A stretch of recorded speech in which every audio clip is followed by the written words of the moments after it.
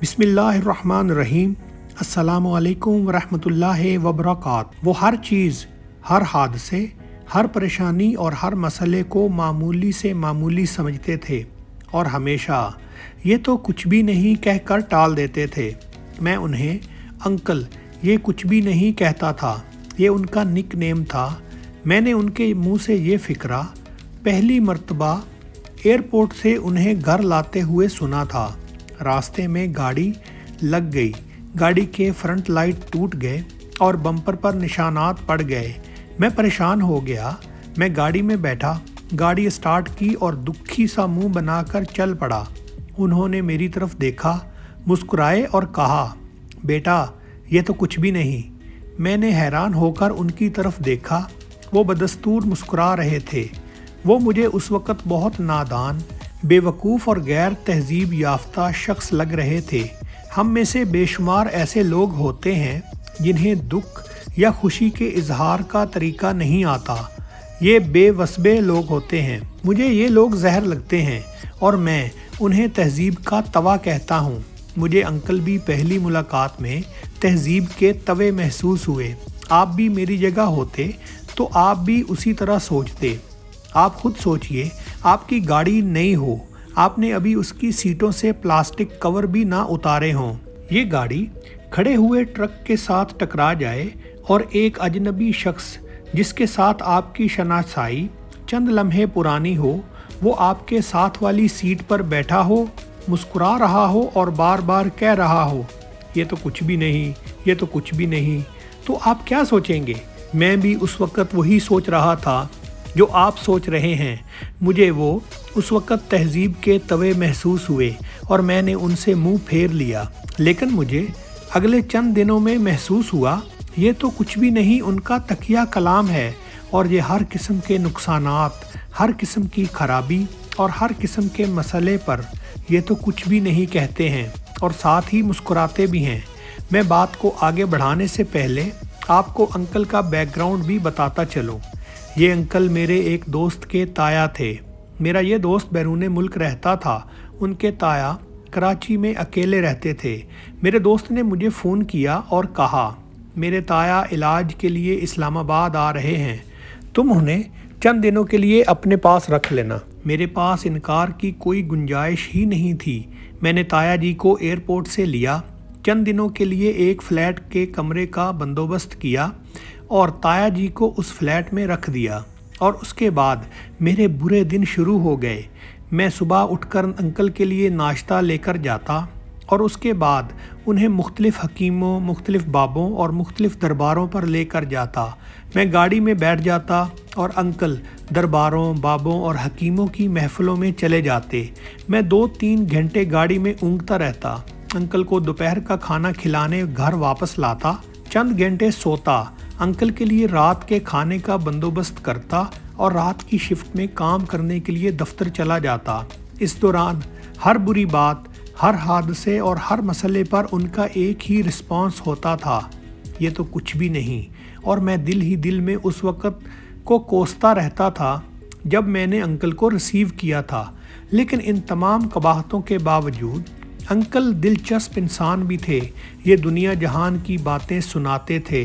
उन्हें बेशुमार किताबें अज़बर थीं, उन्हें पुरानी फिल्में भी याद थीं और उन्होंने तकरीबन आधी दुनिया का सफ़र भी कर रखा था। और ये सबसे बढ़कर दुनिया के किसी मसले, किसी हादसे और किसी मुश्किल को बड़ा नहीं समझते थे। ये उस पर मुस्कुराते थे और ये तो कुछ भी नहीं का नारा लगा देते थे। आप उनके सामने अपने बच्चों की नालायकी का जिक्र करें, वो मुस्कुरा कर कहेंगे, ये तो कुछ भी नहीं। आप उनसे अपने बॉस की ज़्यादतियों का शिकवा करें, वो कहकहा लगाएंगे और कहेंगे, ये तो कुछ भी नहीं। आप उनके सामने महंगाई का रोना रोएं, आप अपनी ब्लड शुगर या ब्लड प्रेशर का जिक्र करें, आप उन्हें एक्सीडेंट के बारे में बताएं जिसमें आपकी नाक की हड्डी टूट गई थी, या आप उन्हें उन चोरियों के बारे में बताएं जिनमें आपकी सारी कमाई लुट गई, या आप उन्हें उस बुरी सरमायाकारी के बारे में बताएं जिसमें आप अपने सारे सरमाए से महरूम हो गए थे, या आप उन्हें अपनी बीवी की बदमजाजी, نئے لیپ ٹاپ کی خرابی، دوائیوں کی مہنگائی اور ہمسایوں کی لڑائی کے بارے میں بتائیں، ان کا ایک ہی رسپانس ہوگا، یہ تو کچھ بھی نہیں۔ میں نے 15 دنوں میں ان کے منہ سے یہ فقرہ اس قدر سنا کہ یہ آہستہ آہستہ میرے منہ پر بھی چڑھ گیا اور میں بھی ہر قسم کے مسئلے پر یہ تو کچھ بھی نہیں کہنے لگا۔ اس دوران انکل کا دورہ مکمل ہو گیا اور ان کے جانے کا وقت آ گیا۔ میں نے راستے میں ان سے پوچھا، انکل آپ ہر چیز کو یہ تو کچھ بھی نہیں کیوں سمجھتے ہیں؟ آپ کی زندگی میں سارے مسئلے چھوٹے چھوٹے کیوں ہیں؟ انہوں نے کہا لگایا۔ ہنستے ہنستے ان کی آنکھوں میں پانی آ گیا اور وہ جذباتی ہو کر بولے، یہ تھوڑی سی لمبی کہانی ہے۔ میں نے عرض کیا، انکل کوئی بات نہیں، میرے پاس بھی ضائع کرنے کے لیے بہت وقت ہے۔ انکل نے اس پر بھی کہا لگایا اور بولے، آپ بہت اچھے انسان ہیں، آپ نے میری بہت خدمت کی۔ آپ اگر مجھ سے یہ نہ پوچھتے تو بھی میں نے آپ کو یہ ضرور بتانا تھا۔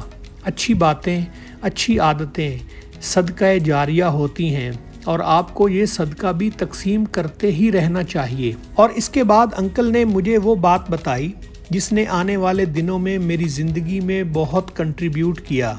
ان کا کہنا تھا وہ ایک کامیاب انسان تھے، انہوں نے شاندار نمبروں کے ساتھ اعلیٰ تعلیم حاصل کی، دنیا کے بڑے بڑے تعلیمی اداروں میں تعلیم پائی، بزنس شروع کیا اور روپے پیسے اور کامیابی کے دروازے ان پر کھلتے چلے گئے۔ شادی کی تو شہر کے سب سے بڑے خاندان کی خوبصورت ترین لڑکی ان کی بیوی بن گئی۔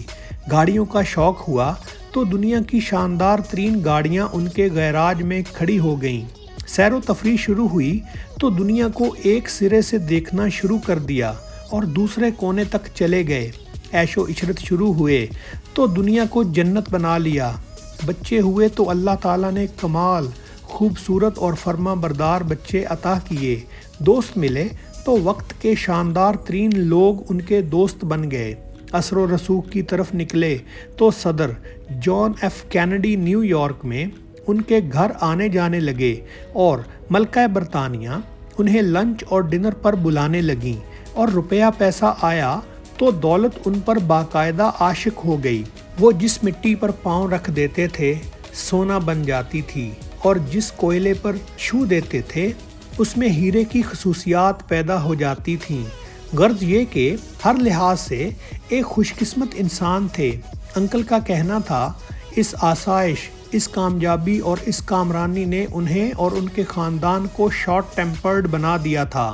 انہیں چھوٹی چھوٹی تاخیر، چھوٹے چھوٹے مسئلے بڑے لگتے تھے۔ پیزا کی ڈلیوری میں دیر ہو گئی تو ان کا پارا چڑھ گیا، کافی کا مگ ٹھنڈا ملا تو غصہ آ گیا، گاڑی کے اندر ایئر فریشنر کا چھڑکاؤ نہیں ہوا تو ڈرائیور کو ڈانٹ دیا، گھنٹی بجانے پر چپڑاسی نہیں پہنچا تو کنپٹیوں میں آگ لگ گئی، اور سفر کے دوران گاڑی کا ٹائر پنکچر ہو گیا تو پوری دنیا کو آگ لگانے کا اعلان کر دیا، وغیرہ وغیرہ۔ لیکن پھر اچانک وقت نے پلٹا کھایا اور زندگی کی تمام نعمتیں ایک ایک کر کے ان کے ہاتھ سے نکلنے لگیں۔ بڑا بیٹا کار ایکسیڈنٹ میں مارا گیا۔ اس وقت معلوم ہوا ہر وہ حادثہ جس میں جان بچ جائے یہ تو کچھ بھی نہیں ہوتا۔ چھوٹا بیٹا سوئمنگ کے دوران ہلاک ہو گیا۔ اس وقت معلوم ہوا کھیل کود کے دوران چوٹ لگ جائے تو یہ بھی کچھ نہیں ہوتا۔ پھر جب سب سے چھوٹا بیٹا بیمار ہوا، علاج ہوا لیکن وہ بچ نہ سکا، اس سے معلوم ہوا دنیا کی ہر وہ بیماری جو آپ کی جان نہ لے وہ بھی کچھ بھی نہیں ہوتی۔ پھر سارا کاروبار تباہ ہو گیا، جائیدادیں بک گئیں، اکاؤنٹس سیز ہو گئے اور یہ محل سے سڑک پر آ گئے۔ اس وقت معلوم ہوا دنیا کا ہر وہ نقصان جس کے آخر میں آپ کی فیکٹری، آپ کی کمپنی، آپ کا دفتر اور آپ کا گھر بچ جائے وہ بھی کچھ بھی نہیں ہوتا۔ پھر تمام دوست ساتھ چھوڑ گئے۔ اس سے معلوم ہوا آپ کے ساتھ اگر ایک آدھ دوست موجود ہے تو یہ نقصان، یہ محرومی بھی کچھ بھی نہیں ہوتی۔ پھر بیوی کو کینسر ہوا، انکل نے رہے سہے اثاثے بیچ کر ان کا علاج کروایا لیکن وہ تندرست نہ ہوئیں، ان کا انتقال بھی ہو گیا۔ اس وقت معلوم ہوا وہ بیماریاں جو آپ کی جان بخش دیں وہ بھی کچھ بھی نہیں ہوتی، اور آخر میں ये खुद भी प्रोस्टेट कैंसर का शिकार हो गए। डॉक्टरों ने जवाब दे दिया तो हकीमों और बाबों की तलाश में निकल खड़े हुए और उस वक़्त मालूम हुआ आप अगर दुनिया के तमाम हादसों के बाद भी सेहतमंद हैं तो भी ये हादसे, ये नुकसानात कुछ भी नहीं होते। अंकल का कहना था, मैं लोगों को जब छोटे छोटे हादसों पर चीखता और परेशान होता देखता हूँ तो मेरे मुंह से बेइख्तियार निकल जाता है, ये तो कुछ भी नहीं। असल हादसे, असल परेशानियाँ तो वो हैं जो मैंने देखी हैं। अंकल चले गए और चंद दिन बाद इस दुनिया से भी रुखसत हो गए, लेकिन ये अपनी सोच की पनीरी मेरे जहन में लगा गए और आज मैं जब भी किसी मसले का शिकार होता हूँ तो मुझे बेइख्तियार अंकल याद आ जाते हैं और मैं अपने आप से कहता हूँ ये तो कुछ भी नहीं, और उसके बाद लंबी सांस लेकर दोबारा ज़िंदगी की दौड़ में शरीक हो जाता हूँ। अंकल यकीनन मेरे मोहसिन थे। हमारे चैनल को सब्सक्राइब करने का शुक्रिया दोस्तों। अस्सलामु अलैकुम वरहमतुल्लाहि वबरकातुहू।